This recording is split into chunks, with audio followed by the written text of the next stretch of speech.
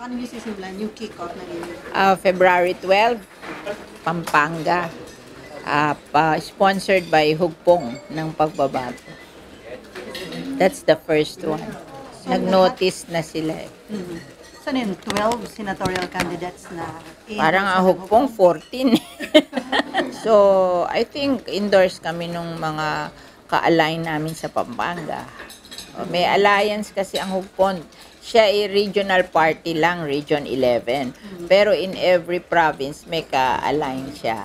So, yung align niya sa yung party ni Governor Pineda, ang ka-align niya doon. Si Mayor Sara wala doon, ma'am? Siya nga ang nag-organize. Ang beginning is Luzon, ang ending is Mindanao.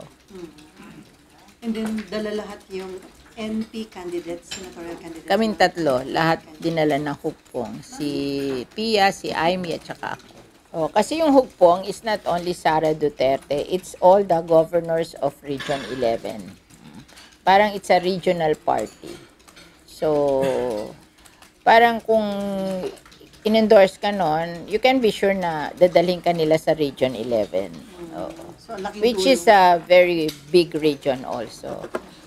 It's the Davao region, Davao Occidental, Davao del Sur, Davao City, Davao del Norte, Compostela Valley, at saka Davao Oriental. Malaki yun.